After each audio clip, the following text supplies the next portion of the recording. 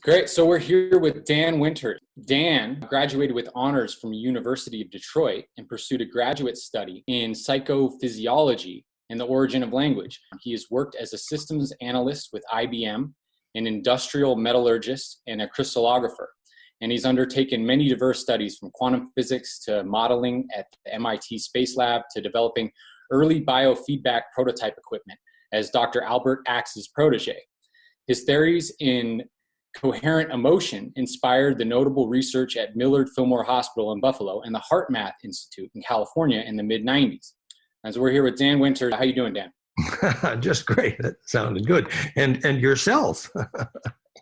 I'm doing great. I feel really blessed to have you here. I feel like you're coming to the table with such significant information. I felt I needed to reach out to you and make your information more heard. The significance, I feel, of what Dan has to share is profound in the sense that I feel like it really helps to answer some of the most difficult philosophical questions of all time, namely, what are we and what are we here for? The reason why this is so important is because the answer to these questions, I feel, gives our life meaning. It's the story that we tell ourselves and our understanding of our place in the universe and in context of the spiritual worlds that really give meaning to our lives. And I feel like this is a story and an understanding that used to be a narrative given by religion. But especially in the last 100 years, we've kind of lost that story to a mainstream science narrative that is quite disempowering, I would say. Or even sometimes soulless. Soulless, exactly, right? It's reductionist in it, and I feel like the result of that has led us to a disposition of overwhelming nihilism and lack of purpose. And so, to start off, what I want to ask, Dan, is how is the new physics that you and other people are a pioneer of? How is this bridging science and spirituality in a way that helps tell us a new story about ourselves and what our purpose is as humans? Well, as you know, recently we have taken up the banner, which is becoming famous in conventional medicine, in fact, that cold plasma is profoundly therapeutic. And as in our Therify.net, which is our plasma tech rejuvenating in 20 countries, pretty cool, and it's working, and it proves the physics. And that sort of suggests something else, that what are we doing? We're feeding the aura. Well, what is your aura? Well, it is your cold plasma. And is that what spirituality has been calling your ghost or your spirit or your soul for how many 100 years? And in fact, it appears we can measure where that goes at the time of death. So in fact, the ability to feed your aura, what the Egyptians called fa'atun, feed atun, from which we get our word fatten, is in fact a sense of purpose, because if we understand what our aura is accomplishing and how it survives death and what goes through death, we in fact get a sense of our own immortality from conventional physics that in fact confirms spirituality in a beautiful way and possibly provides an antidote to the desperate, as you say, nihilism or soullessness of a culture which is increasingly mechanical and artificial intelligence and, let's all be machines and isn't that cool? And oops, where does compassion and spirit enter a machine? It doesn't. So if we realize the importance of feeding auras as scientists, we suddenly can discover more about the purpose of the human condition. And I'm about that, yes. So let me double click a little bit on that. So you're talking about our own immortality and an understanding that our plasma is what we have long called our ghost, and that there's scientific validation for that idea, and that immortality is the ability to continue to inhabit this plasma with our consciousness past the point of death. How, through this understanding, how can we understand how our decisions that we make today in the world affect not only our individual destiny, but the destiny of the collective and the cosmos? Yeah, exactly. Thank you for asking the right question. Not only can you determine which broccoli you should eat or who you should kiss by deciding whether it makes your aura bigger or smaller, but you can also decide whether you're going to expose yourself to Wi-Fi and 5G and electrosmog based on the depth of your aura. If you understood the physics of what actually makes you vital and immortal and what you take through death, you literally can do what Kurt Vonnegut had difficulty with in Breakfast of Champions, which was asking the question over breakfast, which was whiskey, which is what are people for? And people are actually for this possibility of gaining the kind of aura which is potentially immortal and sustainable.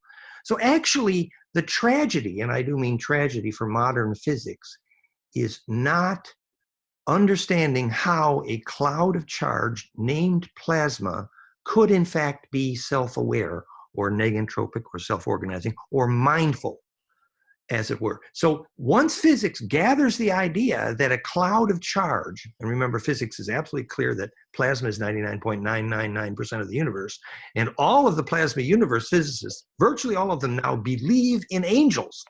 So once you discover how a cloud of charge named plasma, and it can be cold if the source of that plasma charge is negentropic or conjugate or centripetal or implosive, suddenly you get an idea, oh, tornadoes have eyeballs and clouds of charge becomes, the cloud of charge plasma between the two plasma tubes of Therify.net, all the therapists agree that that cloud of charge behaves like a pet kitten or puppy dog, and it needs to like you, and you need to treat it like it's mindful.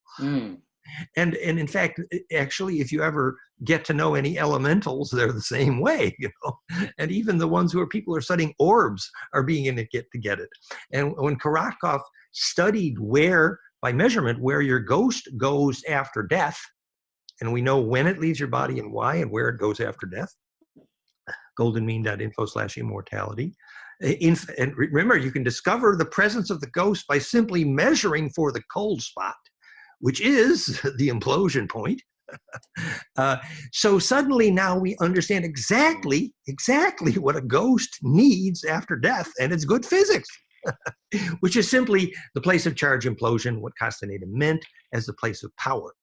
And what that, or otherwise defined as sacred space, or the place where charge distribution is efficient, like where Korotkov measured where the Kokis go to telephone ancestors, measuring the fractality of the air called heaven or Hey Ave, which is simply charge distribution efficiency. So, ancestor phone calls and the good place to die is all magnetic line cross points where you get longitudinal embedding and therefore DNA radio. So what the ghost needs after death, and by the way, Therify seems demonstrably useful for delivering ghosts, is very simple. It needs the place of implosion where it can gain enough centripetal inertia to gain distribution of charge named Hey Ave, heaven, or plains of Saron, which is the infinite dielectric charge field around gold, for example. So what the physics appears to be, and I do mean the hard physics, is that place where magnetic lines cross, we used to call sacred space, where every cathedral is located, and every labyrinth and every druid phone call and every cozy rev mirror, and the exact same place where Kathy measured a reduction in nuclear critical mass, where longitudinal embedding is enabled, is the place where the phase conjugate pine cones kiss noses and the transverse EMF is broadcast through the Planck threshold into the superluminal longitudinal EMF, which is the only mechanism of action at a distance in conventional physics, which describes every single physics of spiritual tradition, from communion of saints to ancestral memory to DNA radio to and song lines and dreaming tracks. It's all about longitudinal propagation. So we know what heaven is, and we know where that distribution of immortality comes. And so if you get your aura coherent enough, which in Egypt was called the Ba from the Ka, where the Ka was the amount of coherence in your aura, your boat into the underworld, and the Ba was pushed out like a seed from the Ka, which we now know is where the longitudinal propagates from the coherent transverse down the pine cone. And that Ba was your soul. I mean, that was the Egyptian word for soul, which now we can study as physics by understanding longitudinal electromagnetic propagation from phase conjugate embedding. So suddenly now we can answer our children when they say, what are people for? If you get centripetal enough, not only is the ghost saved, but we now know exactly why. It's well documented. Successful death experience produces visions that are electrically contagious, as Ray Moody has proven with so many surgeons. And we know why a successful charge implosive black hole is necessary for successful death, and we can design a place to do it electrically, and it's the opposite of a modern hospital.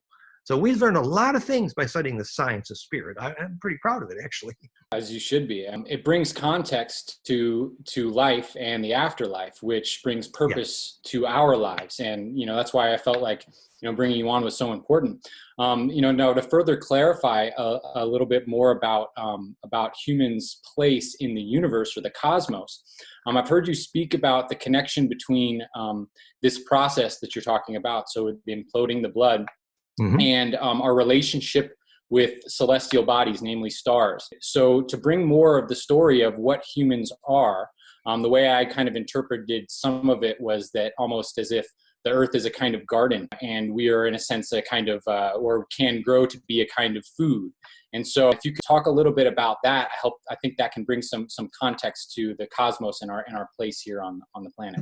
Right. Well, remember, we often start at the place where Bill Tiller, so famously as a world famous physicist in his famous book, Conscious Acts of Creation, measured that focused human attention causes electric fields to compress or implode. It's very measurable. So the amount of beingness you have, literally your power as a shaman, as a being, is how charge implosive you are. That's measurable, it's real, it describes how you steer tornadoes, but it also describes how you get immortal. Now, if we somewhat state the obvious that, the biggest plasma ball in our neighborhood, and obviously therefore the most intelligent, is the sun, and it's been measured 11 different times that when millions of children sing the same song, the number of solar flares decreased dramatically, obviously providing strong evidence that we can make something centripetal enough to inhabit our star. And we know that every single religion that ever stood the test of time says the only gods worth talking to are called sun gods, and the Catholic religion is just one example of a sun god religion. And that the Egyptians described the physics correctly, that if Osiris, Enki, green face on every statue, did not inhabit the sun, then the Nile wouldn't flood on time. And they knew the physics very well. The solar flare periodicity was the precipitation gradient, and Tutankhamun inherited the ability to make rain because of their yearning. That's an old story. So it's obvious stars like our sun do not make DNA for a haphazard reason. We can potentially make something centripetal enough that feeds our star. Actually, we believe that the plasma centers of stars and black holes fundamentally need potentially the centripetal force that we collectively can make as plasma. However, where I would take this next would be a little bit of the ET context part of this story. Is that too scary, or what do you think? Oh, I'm all about the ETs. Yeah, that's been a deep interest of mine for a long time. So yeah, we can definitely go there if that's where it's taking us. We don't want to scare us away, but I think most scientists now are agreeing that it's absurd with the billions of inhabitable planets in our universe that obviously there are large numbers of intelligent species around. So that's obvious to every advanced scientist today. Now, we have many personal contacts with those in communication with these ETs, and I've been researching this for 30 years. And, David Wilcox is somewhat famous for this in the Ancient Aliens series, so they're getting close. And David Wilcox calls the neighborhood here inhabited by what he calls the blue sphere beings. He doesn't seem to be aware that that's in fact the Andromedans, who are quite literally blue. And I had been talking to Alex Collier, famous for years, who had pioneered communication with the Andromedans, their mystics named Morine and Vesuvius or Vesuvius. And recently we have another Pleiadian communicator, which we're quite close to here in France, we shall call a mediator, who surprisingly came through with more very, very detailed stories from these same Andromedans, and told us the story of Asket and the Simjasi, the Pleiadian sort of warrior women. And apparently there's a large number of these Andromedan spheres containing sheltering Pleiadian ships, for example, hidden behind the moon, a very large craft named Vieja. And it doesn't really matter if you believe these things, but I would like to get to a storal of the Mori here. And the storal of that Mori, in the context of what we're just saying about what are people for, is as follows. These Pleiadian and Andromedan, very mixed culture, are quite dedicated to freeing the Earth from what they call dominating parasites that we would call reptilians. They call them Kingu. There's three, right, white, red, and green, I believe, and they have different functions. But basically, they are reptilian, largely underground, and they've been reported for thousands of years. It's a well-known story, and they're highly parasitic to humans.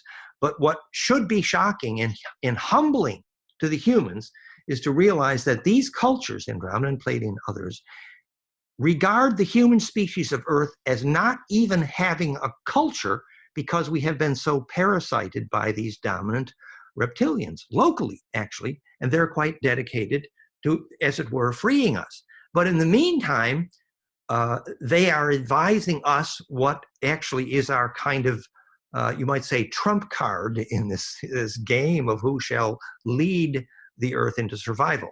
And the human condition, our trump card, is absolutely not our technology. Our technology is crap. It's childish, it's immature, and scientists who don't know why an object falls to the ground and who are driving around in all transportation powered by dinosaurs farting, excuse me, do not brag about your technology. It's crap. Okay? That's step one. To just get humble and get some perspective. Right. So what is our trump card? Our trump card is, in fact, the theme of this article I just wrote. It's called fractalfield.com/fusion in the blood. And which is basically obvious as we're going, where we're going here with this is the physics of bliss, to make a charged radiant field that does give us leverage, which is bliss, what we're talking about, follow your bliss, but the physics of why that makes us particularly powerful and why we have a capability for that, that those who would parasite us, not only can they not make bliss, but if we have an access to this bliss, this charged radiance, that it is literally toast for the parasites. We need to understand that physics in detail because it's our only trump card. And it is our only way to emerge from the imminent, disastrous danger of us falling into the trap that they fell into. The Greys, the Umites, they all fell into a machine-dominated Borg artificial intelligence culture. And believe me, that is a serious, serious problem. So when they're propagating this 5G and the Wi-Fi, all of the stuff that toasts your ability to have bliss and urging all your children to do all the things to destroy their aura, it is because they don't know what people are for and they don't even know what your trump card is, which is to get enough aura to have charged radiance to have bliss. So the reason it's called fusion in the blood, very briefly, is remember when Enki, Ra, Abraham, Osiris originally did the genetic engineering he called Tak Adama, we call it Adam and Eve.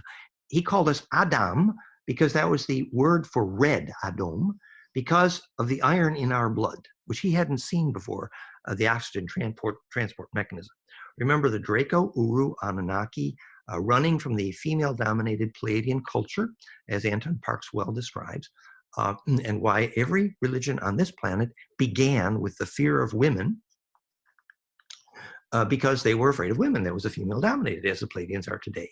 So what the iron blood enabled us to have that they couldn't, obviously I'm moving to the concept of fusion in the blood, which is bliss, is the fact that their blood was a lipid oil. McDonald's is perfect for them. Actually, Coca-Cola and French fries are the perfect meal for a Draco. If you have an oil-based blood, if you're breathing in nitrogen and breathing out cyanogen, your blood is an oil, and your bones are more carbon, and your nerves are more silica.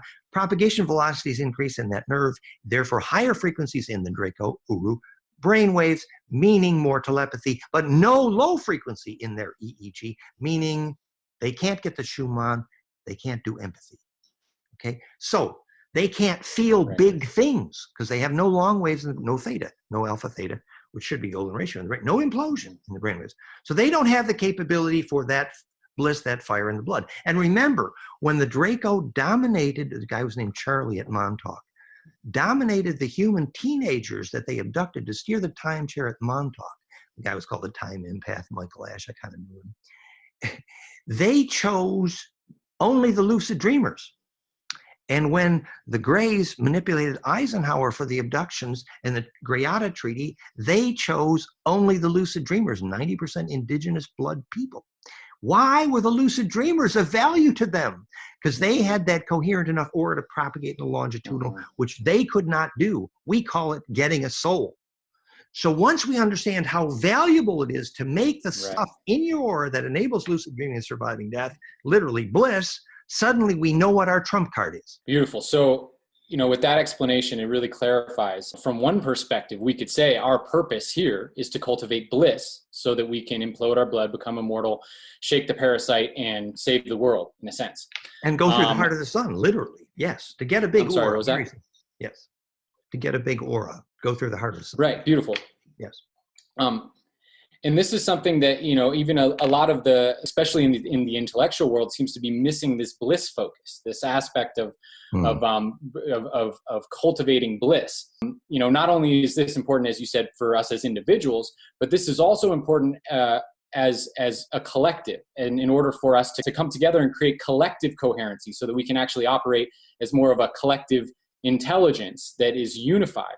Could you speak a little bit first about how this brings us together as a collective, this focus on being able to raise our jed, as you say, or implode our blood, increase our bliss experience? You know that we do have an entire body of psychophysiology and biophysics literature on the brainwave biofeedback for bliss, flameandmind.com, where you can learn the golden ratio EEG alpha beta that implodes, and also the binaural triggerings that can go with that. So we have a lot of the physics of that, which we could discuss. But it's very appropriate that you focus initially on how this brings us together in the sort of collective boat to the underworld. And I think what comes to mind is the fun story of Akhenaten. Atun, remember, is basically sun god or Enki. And Akhenaten, apparently with Syrian motivation, if you believe the book God King Akhenaten by Daniel Stewart, who said, well, look, you got a job to do over there. Your job is to build this temple called Amarna or Amenti, which is an underground paramagnetic plasma accelerator complex, which is an evolution on the pyramid complex, which pyramid complex people don't understand, but it's actually a plasma accelerator, which is basically how you accelerate your plasma into this solar heart, things like that, the real function of the pyramid. So the temple complex called Amenti Amarna that Akhenaten was assigned to build, which is a homework assignment he screwed up, and he ran for his life and changed his name to Moses and became a gold powder cook and founded the Essenes. There's a lot of evidence on that. It's called Out of Egypt, Ahmed Osman, and the books on that, and even Lawrence Gardner came to agree. But the point was, why did they need a solar temple complex that could enable a soul group to have enough bliss together to lucid dream through the heart of their star? Basically, look, here are this fragment of a soul group stranded a long way from downtown, and they always have a war over where is the Stargate. You know, that's what Uru Asa LM, Uru, ancient dragon one, Asa, queen of El, the place of the phase shift, implode into longitudinal. So Jerusalem, we know exactly what a Stargate is, and by the way, it's broken, so cancel the war. So obviously designing a solar temple that can be a plasma accelerator where a soul group, if they learn how to lucid dream together. So on day one, everyone cries for each other. On day two, they weep for each other, and then they laugh for each other. And finally, they bond. You know, they have yoga and dinner every week for 5 years. And eventually, they come to bond in such a way that they can replicably lucid dream together. And at that point, their collective coherence cocoon, leading Mother Nature's silver seed to a new home in the sun. The fact is, in physics, the plasma cocoon of an individual initially cannot gain the inertial escape velocity without the critical mass, without a group. And even Gurdjieff taught that accurately. No, the first bliss experience usually has to be a group experience because the individual, just as it doesn't have the critical mass of inertia, of charge to feel their own bliss. So they do a soul group, and eventually they can trigger their Kundalini by themselves. So the fact that the idea of a soul group goes together through the heart of the sun is a pretty good introduction to how this is a fusion experience. Also, the very nature of the physics of bliss, just like the coil in the plasma device, Therify.net, is that it implodes its environment. So never attempt, for example, to sustain bliss in a metal building full of electrosmog and bad air, because you're imploding poison. And bliss is implosion, just like the Therify is implosion, and every 0-point device that ever existed is implosion.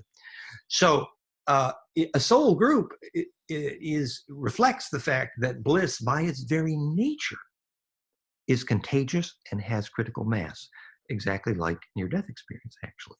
So there's many reasons why this is a collectivizing experience. And in fact, as I've talked many times, our very concept of politics, which is our collective conventional notion of what group activity is, current politicians need to know the definition of politics, and unfortunately they don't. The body polis is a very specific thing. It's the amount of plasma in your aura which is projectable. That's a body polis, which arises generally out of bliss. So, for example, a hive of bees cannot swarm until A, there's enough collective energy bliss, a body polis, to be plasma projectable. And then B, there needs to be royal blood, which is literally implosive DNA, present to make that plasma cocoon navigable. So now, what is politics? Politics is the physics of directing collective bliss cocoon. And the thing that's so cool about that, once you understand that, you know why collective bliss process is a threat to every government.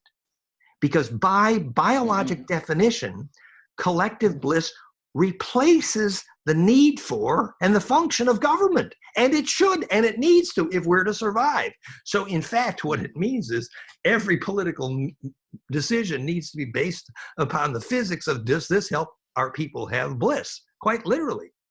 Yeah, I love that. What's so inspiring about that also is that our purpose here on the planet is to have bliss experiences, both individually and collectively. And that's something that anybody would be excited to get behind, as far as I can tell. So let me ask you then, what does this look like on an individual basis in your everyday life? How can somebody go about achieving the capacity to cultivate bliss in their everyday life? What kind of lifestyle decisions would they need to make? What kind of collective decisions? What kind of groups of people would they need to align with? And what kind of practices would they need to start practicing? Well, it's obviously the right question. The answer to that question is very old, and I don't have a new answer to that question. I have an old answer to that question. We know exactly what that means. That means generally you need to run from the city, or at least you need to run from electrosmog and metal buildings and Wi-Fi, and which gives me a headache, and obviously this 5D and all this stuff. And, every ancient shaman that lived to be hundreds of years old, and it's well documented, every one of them did it in a cave, and not one of them ever did it in a metal building. And, oh, yes, Padmasambhava and John Trophimus, son of Magdalene, they melted the stone with their aura, and they needed to, and we know how they did it.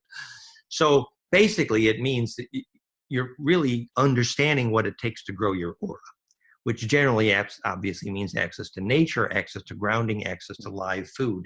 And to understand how insidious modern culture has become in destroying your aura, I mean, everything from chemtrails to the fact that almost all of the DNA in almost all of the food available at almost every store, especially the wheat, corn, and soy, has had so much monoculture that DNA is absolutely angry and should be, and will immediately induce mucus, which is the not self response.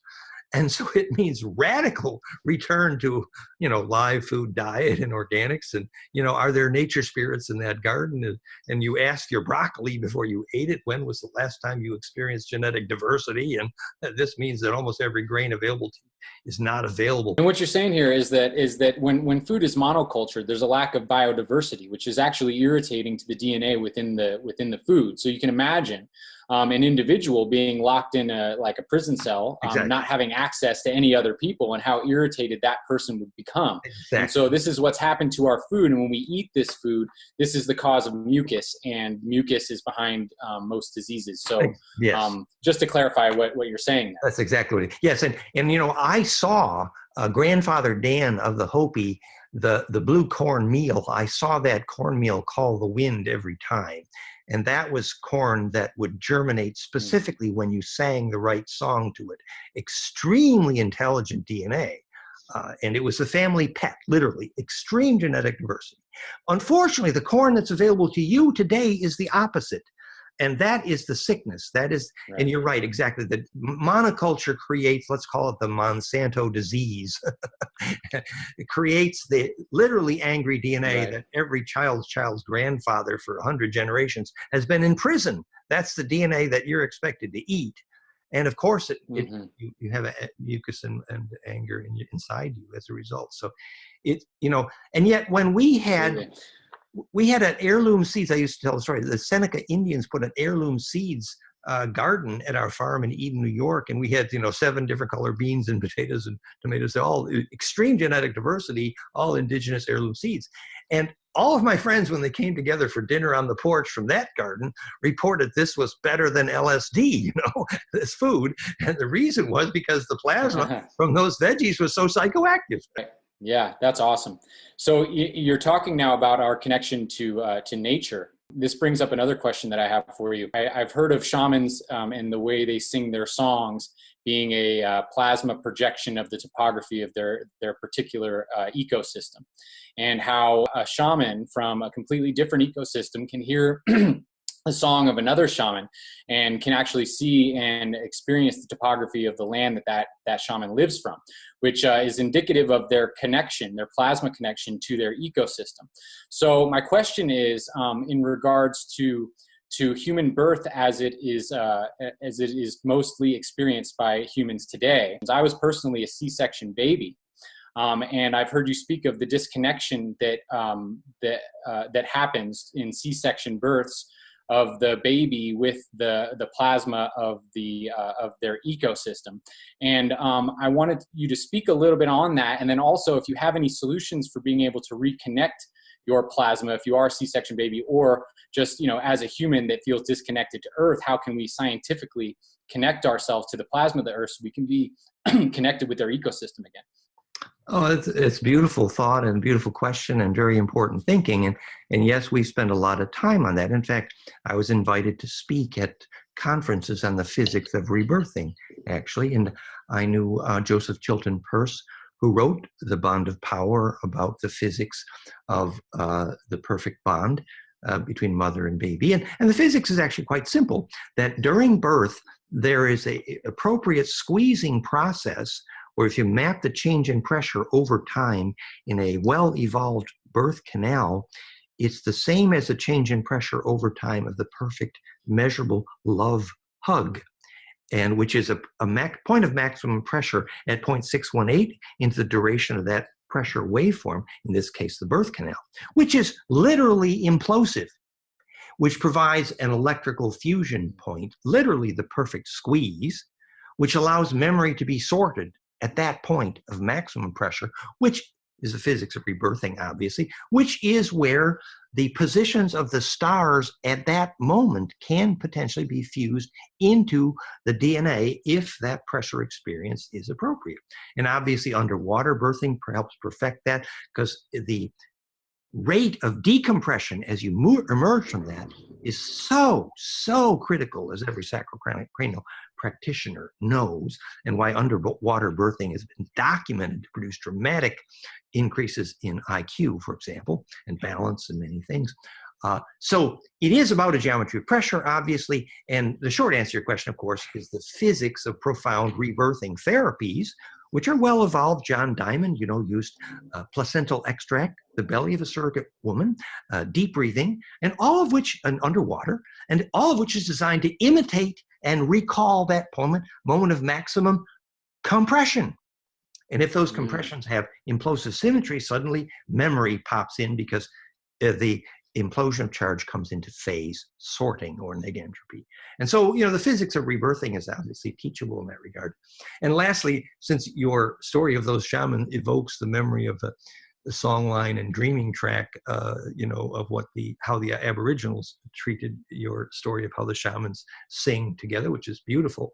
I would recall we spent a lot of time in Australia with the indigenous and did gatherings there, and have many friends. So their story they tell is that the Aboriginal woman, who by the way is called a genie, which is from the Draco, and their marriage laws come from Draco in Aboriginal culture. For example, women and men have different languages. And so the woman feels something in her womb for the first time, which is to say now she knows she's pregnant. She runs to get the shaman and says, the baby just leapt in my womb. And the shaman says, oh, quick. And they get out a stone and they paint a picture on that stone of the shape of the magnetic lines they call songline dreaming track, of the exact place where the woman first felt the baby leap in her womb. And that stone with that painting then becomes the title deed to the land that child is assigned to their lucid dreaming to enable that land to be held together, to inhabit. Inhabit literally means to inspire with breath, you know. And so suddenly, take responsibility for the magnetic line where you felt that implosion, and suddenly this is your lucid dreaming assigned territory. And if you do it right, then the rains will return, et cetera, et cetera. So it fits your story beautifully. That's beautiful. Wow. Yeah. Thank you so much for that. Yeah. I think I heard you mentioning something about that before, and that was what inspired the question that I just asked. So you were speaking about how you didn't really have any new techniques for imploding the blood, because this is, ancient spiritual knowledge. So then that brings me to another question about Kundalini and different schools of Kundalini. There's bottom-up Kundalini. There's top-down practices like Kunlun. There's heart-based practices, some that are taught in Rosicrucian mysticism. Do you have any preference for any of these different kinds of practices, or any that you would suggest maybe are more appropriate for specific types of individuals or humanity at large? Well, first of all, it's true that I said, the techniques for bliss that I have to teach are old, but the knowledge of the physics of bliss gives us new tools to measure success. For example, flameandmind.com. And our biofeedback applications, flameandmind.com and iThrive.com, ITHRVE.com, are very good at measuring the sacrocranial spine liquid pump frequencies, which obviously are the mechanism of Kundalini. And it's true, I've spent 30 years teaching the physics of Kundalini. My mentor was Ben Bentoff, who wrote the book Stalking the Wild Pendulum on the biomechanics of Kundalini. And I've become, in some ways, one of the leading teachers of that science. And that's all at goldenmean.info/Kundalini. It's been part of our work for many years. And yes, I have some pretty detailed opinions about how that works. First, so a bit about the physics. The physics appears to be that if the best of cellular metabolism produces the excess cloud of ultraviolet coherence called blue fire, which is the sex juice, and when that's normally pumped up the spine liquid, it's called getting horny, because it creates a phonon cascade in the ventricle liquid horns of the brain, actually, which coheres them with a phonon columnation, which, in that sense, being horny was the statue of Moses and Lucifer. It was just meant Kundalini. Doesn't mean good or bad, but it definitely describes a physiology which is plasma projective. And what Bentoff worked out, and to some extent I was there, was that if you took a capacitive accelerometer, which is basically plates of capacitor above and below your seat in a chair, you can measure the low frequency components of that and prove that this is the phonon wave causing your spine liquid to pump. And this is, we know now from Upledger's work, the phonon harmonic power spectra of the sacrocranial pump, which recently I proved, in fact, fits my equation for the physics of the origin of biologic negentropy. If you take Planck times exact integer x1 golden ratio, you actually, among many things, as you in my book on origin of biologic negentropy have proven, predicts almost all biologic negentropy. But it also predicts, your breath, your brain waves, and the tidal frequencies of the spine liquid pump, which is literally Kundalini. Remember, Upledger proved if your spine liquid is pumping, it is clinically impossible to be depressed. And oh, by the way, the ultimate solution to addiction. And so the EKG the way we control that with the heart rate variability is our breath, obviously, which is yogis have known for years, and now it's very measurable.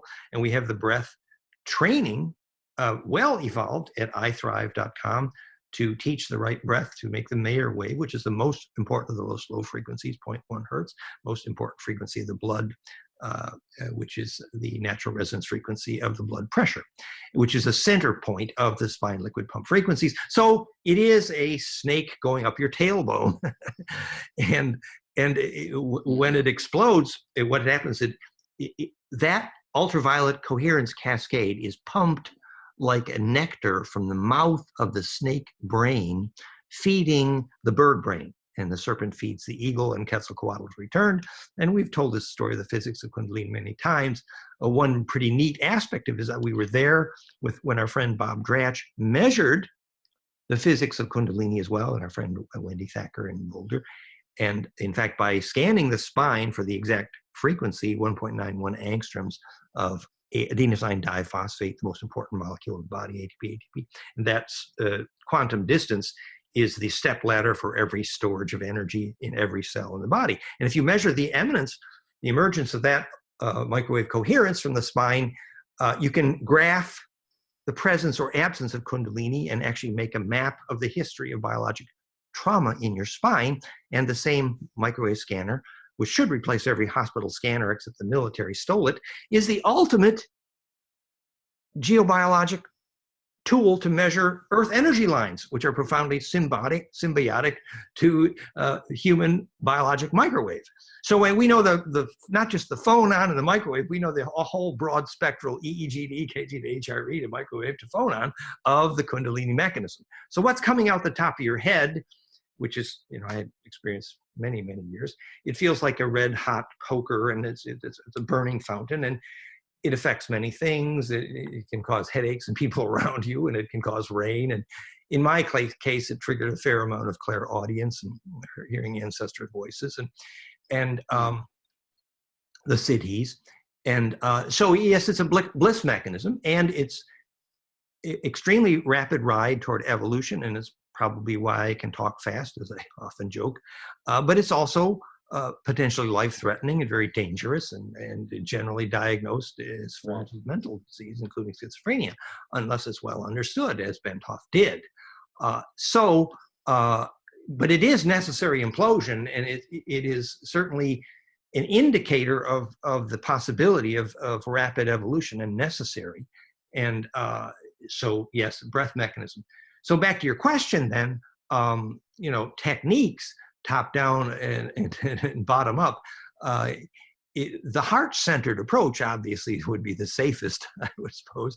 But actually, we know you can measure it everywhere from the phonon to the brainwave to the microwave to the heart rate variability, and it's teachable in any one of those spectra. But better done under a tree than in a metal building, obviously. So, Kundalini is something that is a necessary step for human evolution. And it is basically simply metabolic density. It's simply plasma density. That's all it is. At first, I cried for 6 months straight. Literally weeping every morning, driving to work. You're crying. You call it tears of bliss, but it was tears. And what you're doing is you're sorting every memory that was not shareable to the point of distribution, which is exactly how you need to prepare for death as well. So yes, it's a near-death experience. Now, what do you mean when you say a memory that's not shareable? What do you mean exactly by that? Well, biophysically, what I mean by that is because the centerpiece of the DNA ladder rung is the fractal implosiveness of the hydrogen bond itself, and the DNA recursive braiding, long-wave phonon cascade imploding, which is the physics of bliss, braiding DNA, is how you get a soul. So that DNA can be described very accurately as a mechanism for imploding a longitudinal field effect library, sometimes called collective unconscious or ancestral memory, which is the library of survival information. Simple. And if you serve that, then you serve what DNA has been doing for 1 billion years.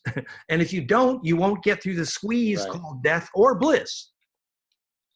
So the necessity of preparing for bliss or death is the same, which is to take every memory that, for example, a memory that evokes anger obviously is not going to survive compression very well. And the cliche story told many times is, you put the charge imploder on a king called the royal crown, and it implodes the capacitance of his brain, and his thoughts speed up. And if the king is thinking shareable thoughts, his aura can then inhabit the land to the extent that he will control the rain. However, if that king is angry when you put the crown on him, he will go insane faster. So he is learning how to become shareable really quickly. So implosive compression is a test for getting a wave shareable, absolutely. Which is, shareability is the fractality of charge distribution perfected. That's beautiful. So, this makes me think of it as virtues are infinite. And the more we inhabit ourselves with virtuous essences, the more infinite we become. And the practical example that we've been teaching for years has become almost cliche when I invented the concept of heart coherence by inventing how to measure it with a second order power spectrum called the cepstrum. And originally that was my heart tuner, and Heart Math Institute really did not get it right, but they're wonderful. But now we have it far more accurately in our new tech. It's called realheartcoherence.com. And so you take 2 EKGs and you're measuring, let's say it's a couple. And we noted that you can replace a lie detector and replace kinesiology of muscle testing by simply measuring the internal phase coherence of the EKG. So, and this is simply a wave that goes up and down. You can see it at realheartcoherence.com. And it's a beautiful lie detector. And it's a perfect way for a lady to decide when he said, "Will you marry me?" to see whether he was telling the truth, because it will tell you.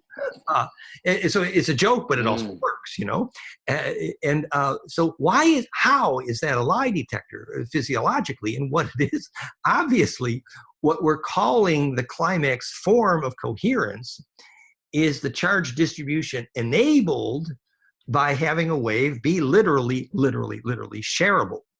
And, the practical way to understand that is, everyone knows that when you're looking in the eyes of your used car salesman, that if he blinks, you got a problem. And the physics of that is very instructive. It's called saccadic activity, that if you're blinking, then the brain waves are not phase coherent. Whereas if you're able to sustain absolute focus, the waves are literally shareable. So phase coherence in the EEG and the EKG is literally a measure of pure intention as physics, precisely because that is what is a shareable wave. And the climax form of coherence, obviously, is the compression called fractality or phase conjugations. That's so beautiful, right? And this really brings, as we're talking about the story that this adds. I mean, so now we're seeing the significance scientifically of coherent emotion. Exactly. And how important it is to cultivate coherent emotion. And this has been taught in ancient mystic traditions for, since time immemorable. These kinds of virtues, these virtuous truth, compassion, empathy, beauty, these kinds of things are in a sense our ticket to the stars, you could say. And literally they are scientifically. And this is what the science is showing us today. And so and the other example that's instructive, and it's a story we've told many times, is that when you're watching a shaman steer a tornado, if you had a little clairvoyance and you watch the bioplasmic streamers emerge from the shaman's body and embed, entwine, entangle, and then conjugate in the center of the tornado, and then you see the shaman is steering the tornado, and he's provided the center of lowest pressure, which every physicist knows is how tornadoes are steered. But if you ask that shaman what he's doing, he says, well, I'm eating the hooch, which is I'm consuming the anger, which is to say I'm choosing empathy to feel the pain of that tornado. Well, how does a tornado get pain? Well, it's the same way you do. The only pain you feel is the love you withhold. Well, it's more accurately, pain is the charge bleeding of fractality broken. So this is important here. This is important here. Go continue. Well, yeah. So the tornado feels pain when it passes over a metal city, and the tornado goes out of its way to destroy a metal trailer park, and it should, because the plasma implosion is not possible there. So that's called pain for that tornado and your body. And the tornado should go out its way, as it does measurably, to destroy metal buildings. Whereas a tornado will not ever destroy a sacred stone temple, because that does not feel like pain. So when that shaman felt the pain of the tornado, that tornado, just like you, knows that it's implode or die. So choosing empathy to feel, to embed, and embeddability perfected, sometimes called entanglement, is actually perfected in phase conjugation, charge implosion. I think that what you're saying here is really interesting and important also, because I feel like in the conscious community, or a lot of people that might be interested in this kind of conversation, there can sometimes be an idea that that it is detrimental to feel the pain of others. So where is the boundary on empathy, as far as what's a healthy amount of empathy? Because, at a certain point, to tune into the pain of the world or each individual all the time, and when does that become destructive, and when does that actually constructive? That's the right question. If you're walking past a mountain or a river, and that mountain or river, as plasma, sees that you have pure intention, it will send its plasma to you, because that is a way for it to immortalize itself. Or the tantric gaze, for example. So, everyone that has pure intention is functionally a path to charge implosion, and therefore immortality, which tells you who can deliver ghosts and who cannot. In practical terms, it means this is an instruction in why not to fall in love with metal buildings, for example. Because if you try to embed yourself in implosion, the only thing that's going to happen is you're going to dissipate your aura. So in effect, this tells you that you should embed your aura, only in that which will increase the centripetal inertia of your aura, which is to say those others who have pure intention, or those others whom you are very, very, very clear that you can help. Otherwise, it's a waste of your aura, quite literally. So this means, adiabatically speaking, energy efficiently speaking, that you choose to invest your love only in those who can receive it. So someone who does not love themselves will respond to your love with destruction, self-destruction, actually, because if they don't love themselves, there's even been research done, I think Bob Dratch helped us do that, sending love chemically sends reactions to completion, for better or for worse. So, for example, when children send love to trays of seeds, it's been well measured many times, children send love to trays of seeds, dramatically accelerates germination. We understand the physics very well, good books on that, it's good stuff. But this is why you should not send your love to that which is not ready to receive implosion, because it is not ready to achieve compression or distribution. So love literally means long wave phi ratio, low phi perfect embedding, embeddability. It's more than Playboy magazine. It's about readiness to achieve the fusion and perfectly shareable wave that's required for pure intention.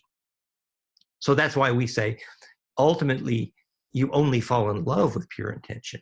And everybody's running around looking for what they want to fall in love with. And what they're actually looking to fall in love with is the possibility of pure intention, because that's a roadmap to the immortality that comes from charge implosion. Great. Yeah, I think that's a great understanding to have, where to put your energy, because it's going to expand in that direction. Definitely. Okay. So when I think of collective bliss experience, I think of like an indigenous ceremony, or I think of music always. I'm a musician. Music always comes to mind when I think of that. How have you experienced, and how do you think we could imagine collective bliss experiences?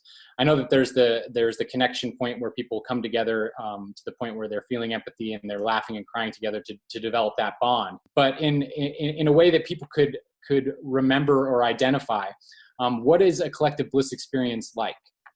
What does that look like? Well, we've often joked that culture is not the color of your wine or your shoe polish. Culture is whether you have the skill to teach your children how to have bliss experience. And when I was young, the memories that come to mind is basically learning sacred dance. I learned Sufi dance, and then sacred gymnastic, Gurdjieff gymnastic, and then later we taught the Castaneda Tensegrity sacred gymnastic as well.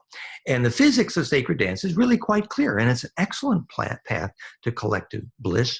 The physics revolves around something called the rhythmic traverse, that if you're living on flatland and you'd like to know what a cube is, you have to do the rotations in phase that enable you to do data sampling on what it is to have a cube passing through flatland to know what a cube is. Then you could leap up to the next dimension. So the literal physics of ascension that's associated with rhythmic traverse, a sacred dance in phase, the music as it were. And the movie Meetings with Remarkable Men, at the end, we saw the sacred gymnastic of Gurdjieff, which was my background in Gurdjieff gymnastic. They say the celluloid of the film was actually burnt with the physics of bliss during the filming. It was so strong. And the collective bliss is amazing there. It's very powerful. And it's a great way for young people to actually learn the physics of bliss. So that would be one example, the music and sacred gymnastic that enables basically the physics of grace is the ability to move in a geometry that embeds a long wave and a short wave.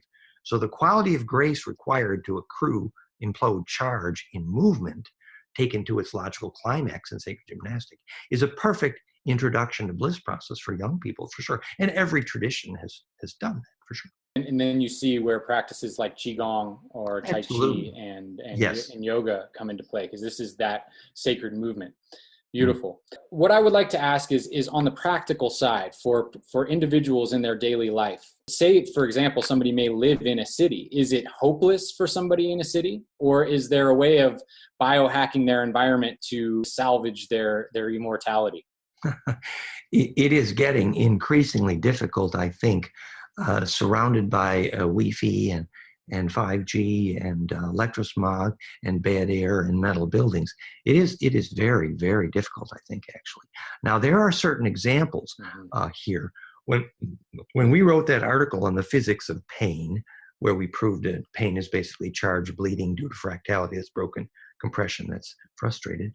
The co-author there, his name was, he was an anesthesiologist at New Jersey Institute of Technology, I believe, and he had done the experiments whereby placing a sacred stone circle around the operating table in a medical theater, he had documented a dramatic reduction in average surgery recovery times to typical surgeries like appendicitis, etc. So the number of days it took to recover from typical surgery was dramatically reduced if that person on the operating table was in the center of a sacred stone circle. Hello, what's the physics? Obviously, the anesthesiology benefited from a charged bubble that enabled the plasma of the person receiving the anesthesiology was able to remain more embedded and centripetal in the person under surgery. So it's very simple. You need a charged cocoon. Well, that's obvious. And a sacred stone circle, so every bedroom should have a bit of an altar. That's, and what are the altar materials? They're high dielectric material, organic materials, which implode capacitance, shungite, et cetera, et cetera. So, it is possible to make a charged cocoon. And for example, actually, another interesting example would be Patrick Bauty, our flamingmind.com programmer, where we're measuring sacred space and electrosmog with the same brainwave technology, measured the fact that if you implode the plasma of a room, we did this in Paris, with a Therify, so that, the room is ringing with this plasma imploding and people are kind of buzzing. But you can measure for a dramatic number of minutes after it's turned off that the local electrosmog is dramatically reduced. So, if you have a good implosive bliss moment in a room, you will leave a shadow behind you where electrosmog is reduced. So if you had a really loving family, eventually you make a bit of a cocoon, which is okay. But, sometimes you walk on water and sometimes you take a bridge. If your environment is highly electrically polluted, that's only going to last so long before you're going to need to be recharged by nature. Right.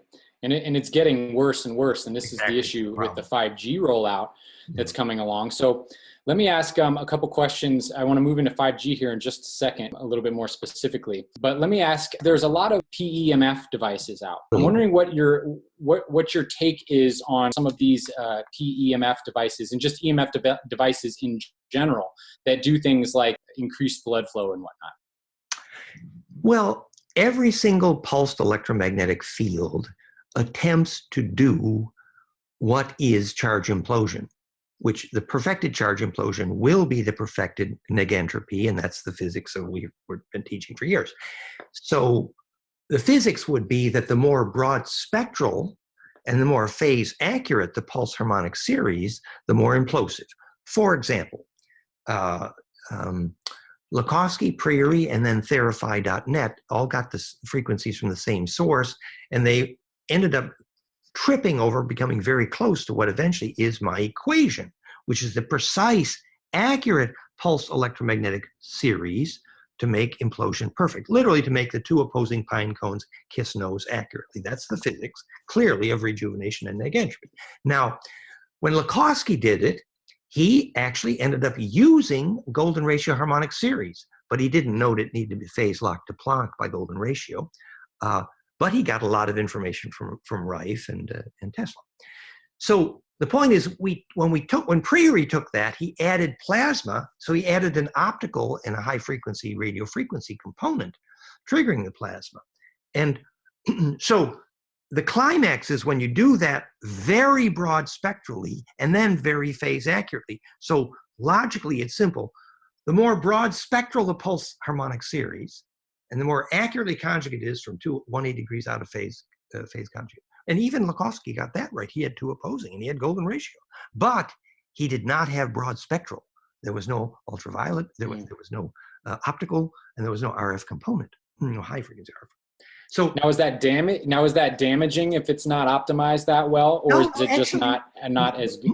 It is our view that the Lakosky devices are useful, actually, and there was some pain reduction. And a variety of the professional full-time Lakosky practitioners in France have tried our Therify.net plasma, which takes that principle and makes it far more powerful and far more broad spectral and far more phase accurate.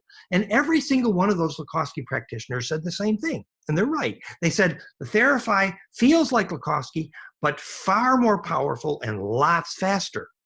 Very simple, because it's more accurately implosive. So they were all trying to approximate the pure principle. But now that we know what the pure principle is, we're a lot closer to making it precisely thread that pine cone. Yeah, so now I think the 5G is a good one to tackle. How about, can you tell us a little bit about what 5G does, the physics of what 5G does to the consciousness of humanity, and then what steps can be taken to, and you mentioned, having an altar or whatnot, but what steps can be taken to reverse some of the damage that has been done to individuals? Because I know, personally, I can feel it. I feel it.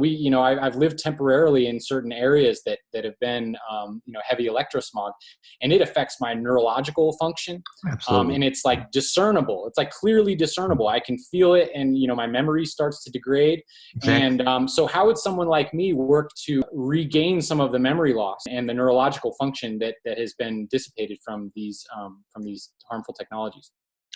Yeah, that is the critical question, and it's a tough question.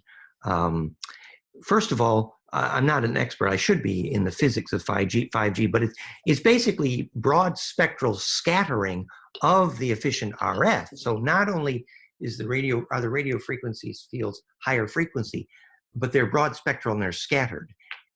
Scattering achieves communication efficiency, but unfortunately it achieves also more biologic destruction. So, and the people who invented it do not know. It's the opposite of coherence. Exactly. It is literally moving far in the direction of the opposite of coherence. So, people who invented it do not know what life is, do not know what life is for, do not know what causes a seed to grow. I mean, this is, I would say, evil, actually. And it reminds me, in Italy, we're traveling around Italy doing lectures, and increasingly the Italian government was putting the microwave towers in the church steeples and the schools without telling the people, really. And you could just feel the insidious brain fog spreading like a cancer. It's horrible, really. It is sad news.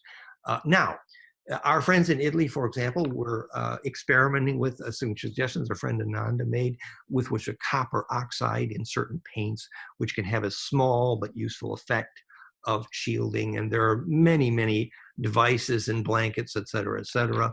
I would remind you, however, that no matter how efficient a Faraday cage, ultimately the Faraday cage is the opposite of bliss, because the frequency signature, which defines bliss in brainwaves, is precisely the equation of the harmonic cascade that is the Earth's Schumann harmonics. So the reason bliss works, Right. the alpha beta of your brainwaves, the golden ratio, is because you're imploding the Schumann harmonics of the radio of the planet itself. Right. So a Faraday cage, by definition, is the opposite of embedding in the Schumann. So hello, Faraday cages are not the answer, they're the problem.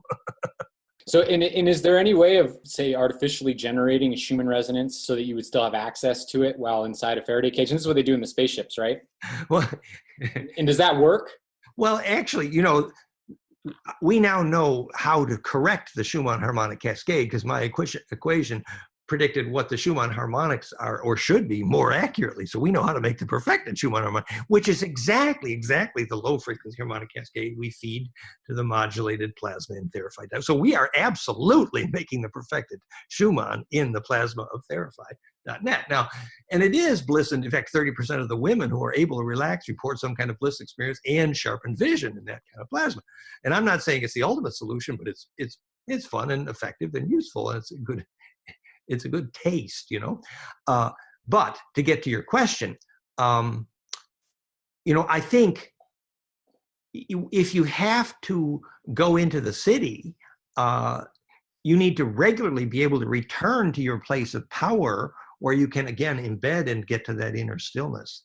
And probably that's going to be a place where you're able to where you're able to embed yourself in nature, actually.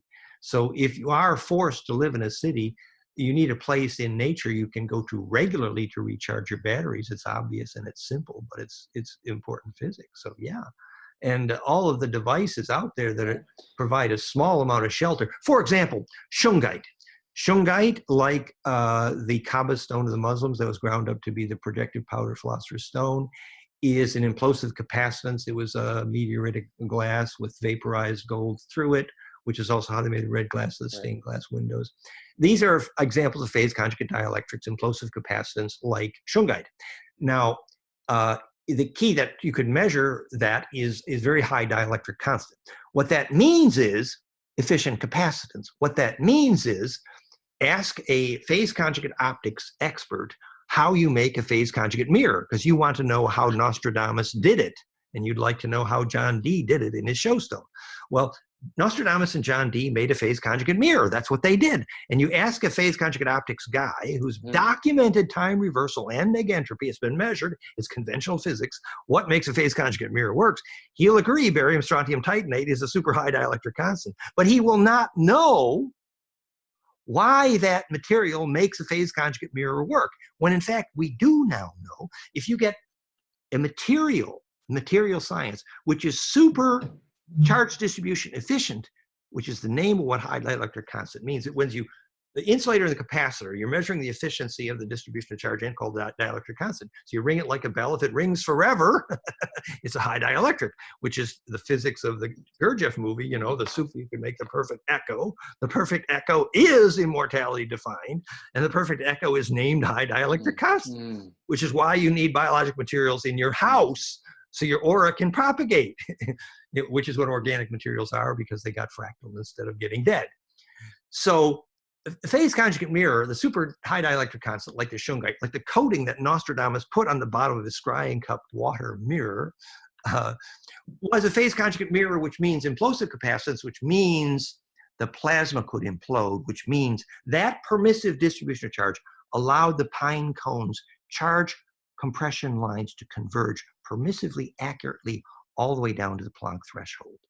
And that's what enabled the longitudinal embedding, which is the perfect phase conjugate mirror, therefore the perfect scrying, therefore how Nostradamus did it, now John Dee did it with his showstone, and actually the Huesca Indians of South America, they all built phase conjugate mirrors. That was what they were up to, this implosive charge. And these materials are able to powerfully reduce electrosmog, as shungite does because of this implosive capacitive quality. So yeah, shungite's a big one. Yeah, and then so we have shungite, and then and what other materials would you recommend also? Well, actually, massive structures of biologic materials in general. So large straw bale, large wooden houses, for example. So if you have large masses of biologic material, even stone or even fabric, so large masses of biologic materials in general, whatever they are, will have high dielectric constant and will be implosive and will dramatically reduce electrosmog for sure. So, you know, a big, heavy, thick wooden or straw bale or natural biological material or natural stone house will have its own charged cocoon, because to a large extent, that which is implosive prevents that which is not shareable from penetrating. It means the reason Bliss will prevent parasites in your stomach and in your aura is because nothing which is not shareable can penetrate the center of charge implosion. So, which is why Bliss is so good for, you know, sorting parasites. And so if your house is thick and heavy and made of all biologic material, it will dramatically reduce waves which cannot phase conjugate because they won't make it through that implosive material, high dielectrics. Which, you know, Steiner was teaching. He taught that the kids should only touch living materials, living fabric and, you know, stone and wood. And that if a child touches metal or plastic, it literally reduces their aura because their aura cannot propagate through it. So they cannot inhabit the space. And so it's been well documented in Finland now, when the kids take off their shoes and get grounded, the education process was reinvented. It was beautiful. So that's the book Earthing in practice. Yes, I'm a big student of Rudolf Steiner. I feel like he brought so much through. You know, he talked about is the human body being a kind of resistor to the prana energy, and as the prana energy moves through the physical body, that the electromagnetic field around the physical body is like a decay of the prana energy moving through. Is that how you understand it? Well, you know, Steiner was overly imbued in the Christian metaphor, and as a result, a lot of the Steiner people today are sort of Luddites. They are resistant to physics. But what Steiner called, but he had beautiful insight because of his clairvoyance. But what he called etheric formative force and projective geometry clearly is capacitive charge projection lines. And even as orgone is basically capacitive implosion. So etheric force gone biologic is clearly charge implosion. And so their study of projective geometry was a study of charge implosion, clearly. And, you know, we always tell the story we learned in Australia from the Steiner schools there that, you know, Steiner taught that the children, if they learned to draw the sequence of a rose unfolding accurately enough that they could visualize the rose opening so clearly when they would close their eyes, the test for when the classroom of children had succeeded in visualizing the rose blossoming inside was that the room would fill with the smell of roses. And we understand the physics of that very well because the flowering brain is literally the infrared. The infrared mechanism of olfaction that Callahan proved is literally the flowering brain, which is why we had this lady friend in Marshfield. She had so much bliss, and the hummingbirds in midwinter, the house is sealed and the hummingbirds kept smashing into the window. They could obviously smell her bliss through the window, sealed house in midwinter, because the infrared went through the window. And you know, Steiner had many useful insights there. And but again, we turn that into science. It becomes more shareable. Steiner School curriculum you could read at goldenmean.info/Steiner, where we tell some of those stories. That's awesome. So what are some things that the average person can do to help humanity with all of this information? So we understand that cultivating bliss experience is the cornerstone of purpose for humanity. And that it involves bliss in groups of people, so collective bliss and individual bliss cultivation. And how can this understanding inspire some activities that we can do to be of most use for humanity? Obviously, spreading the word, getting the education out there. Is there any other angles or any other directions for how the average person can be of most service to humanity? Well, you know, I would always say, if you can teach young people how to to grow their aura, the simple practicalities of growing your aura.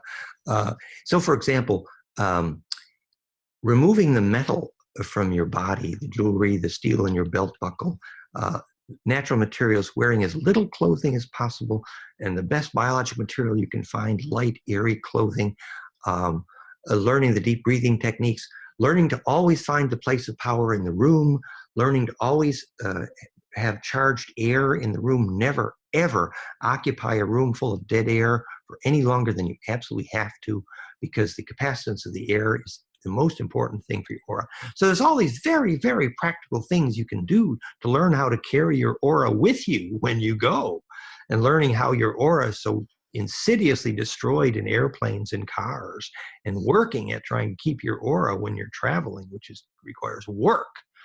So all these things that it takes to carry your aura with you when you go, these are the practicalities that need to be taught to young people urgently, among other things. Yes, exactly. There's a lot of small details in, as far as you could call them aura hacks, I could call them, to be able Yes. to amplify your aura. So where can we find more of a detailed expression of all of these different hacks? Do you have a website that goes into detail about all the subtleties? Well, my second book, called Implosion: Secret Science of Ecstasy and Immortality, is also known as Conscious Kids. And it's the PDF. It's beautiful, a fun book, goldenmean.info/conscious kids. And you'll see the PDF for that book. And it portended to be a book for teenagers who wanted to know what bliss is and how to get there, literally the hygiene for bliss.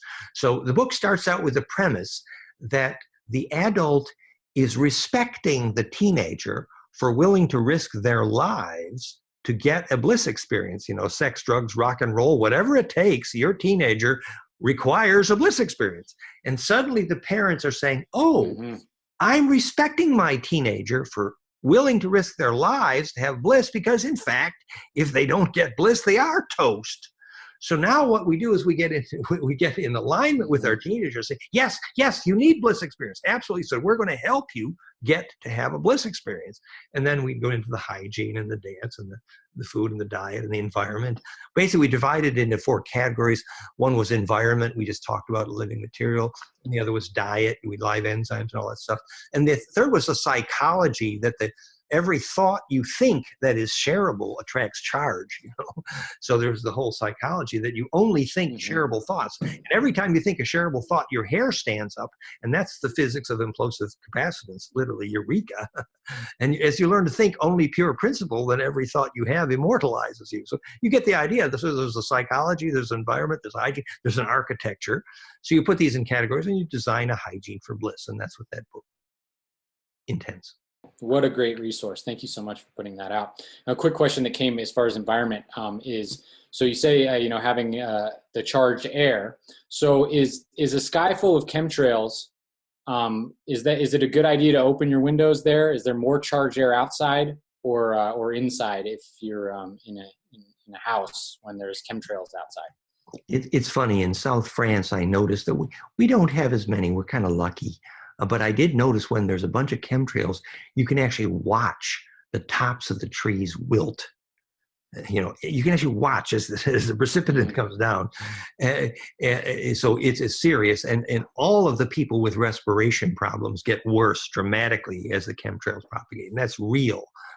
Now, whether chemtrails are an evil plot by an evil government trying to kill people, or that's a more complicated question, because in fact, they put aluminum in jet trails. It had to do with radar. It's a long story. It's highly poisonous. But the amount of aluminum in the soil in the Northwest of America, for example, is disastrous. It's absolutely a disaster from the jet trails, et cetera, et cetera. So they are a very serious problem for sure. But whether they're insidious intention, bad intention, or whether they're simply stupidity, that's another question. But whether you open your windows, now I would say if there's a bunch of chemtrails, you might want to keep them closed for a while and add a negative ion ozone generator and a few things indoors, and get a large number of plants indoors and do that for a couple of hours or days. Speaking of negative ions, have you been out to the Bosnian pyramid? what is your experience there? Well, we've been working with Sam Osmanagic, who sort of invented the Bosnian pyramid, for quite a few years. And so we have an ongoing relationship, and many of our friends lead events there. Actually, one of them, Catherine, was with us today, who's leading events with Sam at Bosnian Pyramid. So, and Sam has been asking me to come for years. And Sam actually bought one of our Therify plasma devices because he really understood, why so many people were having rejuvenation experiences underground. And he even measured the power spectra of the low frequency phonon. It's called infrasound, which is now well known to be part of the important physics of how pyramid and sacred dolmen create rejuvenation, and people come there for rejuvenation regularly. So he got it about that. So the physics is pretty useful. Now, in terms of the argument there, whether it's man-made or not, it's complicated because, in fact, there are some natural formations. But you see, I kept telling Sam that is not even the important question, whether it's man-made or natural. That's not the important question. The important question is, to what extent was the electrical structure implosive enough to achieve rejuvenation and plasma projection? That's the important question. And the beautiful thing is that's measurable by power spectra. And we're actually now we're developing our biofeedback groups, marketing at some Russian copper pyramids where we could achieve this growth plasma projection. So what we'd like to think is that what should emerge from places like that is the ability to teach the physics of how you build the structure that does that. And that's what we're involved with for sure. Which you're right, negative ions is part of the manifestation. Negative ion is a small scale black hole. Obviously, negative ion wind is well medically documented to be profoundly therapeutic. So every hospital knows that negative ions are precious. Every hospital knows that. The negative ion wind side of the hospital always gets better healing. It's well documented. And we know exactly now, a strong negative ion wind can even burst spinal meningitis. It's so, eliminating of infection. Wow. And this is called cell care therapy. And the point I want to make, and I've made this many times, is the same physics of what keeps a negative ion alive is the physics of what keeps the plasma cloud of Therify alive. So, and the plasma cloud of Therify is basically a giant negative ion. That's all it is. It's a big one. It's the same physics. So it's implosive. And so hospitals now are aware that if they have electrosmog in metal structures, it kills the negative ions. And the same thing will kill the plasma of healing therapy. So by teaching what negative ion wind does, we actually learn how cold plasma works at the same time. And obviously pyramid structures that make strong negative ion winds are powerful indicators of that plasma implosion. So Sam is a sweet guy. Awesome. He's out there and he's ambassador. So you like him. Yeah, I've seen some of his stuff online. He's a great guy. Great guy. So are there any other important keys that you feel like we missed in this conversation, or anything that you want to insert that could help the average person that is new to all this information? Well, I think fundamentally now to embrace the idea that physics adds to the beauty of spiritual wisdom in such a way that now the real path of spirituality is to embrace the physics that we can then teach our young people in such a way that we produce agreement. I've been saying this for years, it's cliche, but so important it bears repeating, that religion wars emerge because we have failed to teach our spirituality in a language that's shareable. As soon as we teach our spirituality as science, it's obvious religion wars are over, for sure. And then the disempowerment of personality and worship and miracle worship are over. I mean, the Catholic Church used to have a little bit of suggestion for how to get spiritually sustainable. However, after a couple hundred years, they were obsolete. It should be scientists that teach what spirituality is. And to be a priest, which is to help people with their aura, you need to be an electrical engineer, actually. So if you're not an electrical engineer, you can't be a good priest. Excuse me, I'm a little prejudiced, but. So now that we've learned that our spirituality is a beautiful science, we can transcend our religion wars and learn agreement, which is the definition of peacemaking. And we have that whole curriculum. That whole curriculum is articulated beautifully, the science of peace, based on the science of spirituality, at our Peace University, which is goldenmean.info/Peace University. You know, peacemaking on the land, peacemaking in your brainwaves, peacemaking in your heart. In each case, the fractality of the magnetic symmetry creates the charge implosion that creates the stasis and negentropy at center, named peacemaking.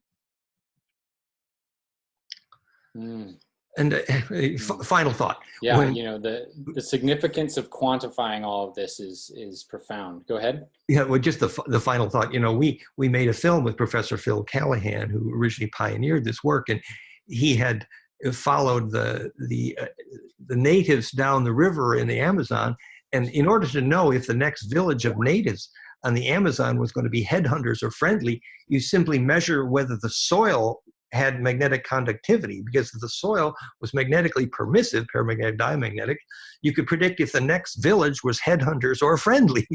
And then he came to the hypothesis that the cause of war was the breakdown of magnetic lines between villages.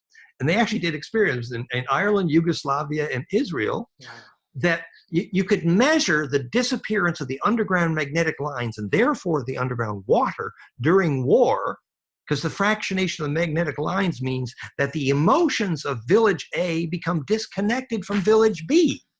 So by restoring the fractality, rose pattern of the earth magnetic lines, you do the physics of peacemaking in the land, in the brainwave, et cetera, et cetera. Et cetera. Wow, that's amazing. So how much of the breakdown of the magnetic lines is something that was purely geological, and how much of that, if was potentially influenced by the consciousness of the people on that land? Because there's got to be some sort of, you know, back and forth there. Well, it's more than the fact that the bombs destroy the magnetic lines that then destroy the underground water lines. It's more than that. If you ever watched a good geobiologist, you see if there's a large number of children regularly on a playground having bliss, the underground water will start bubbling up there. It's important to learn the physics. Why did that water want to share in that bliss? It's very, very simple. You know, if that same child is standing in water and looks up at a cloud and focuses their attention, they'll put a hole in that cloud. They gain centripetal force so they could precipitate. So, you know, it's actually magnetic lines that return to the pattern of the rose when we create the centripetal force, which is peacemaking. So. I love it.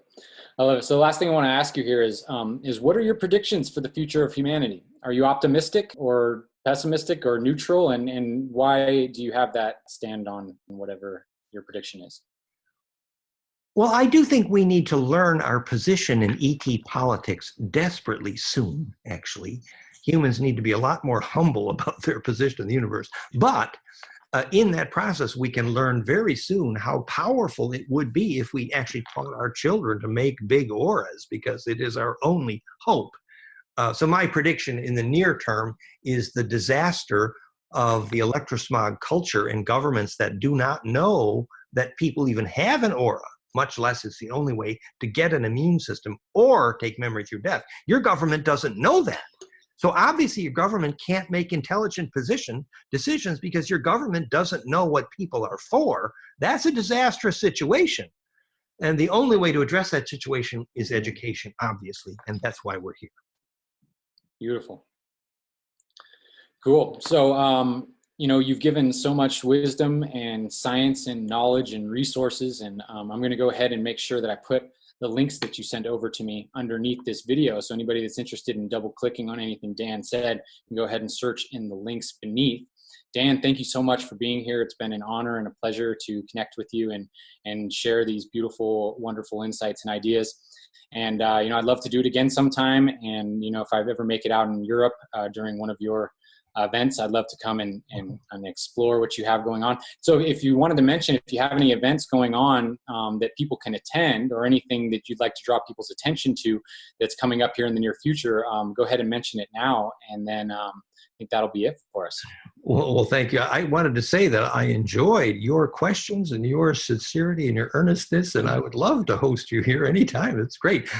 Tentatively, we have our national conferences. We're fractalfield.com/2017 and fractalfield.com/2018. And this year's conference preliminary announced in September, fractalfield.com/2019.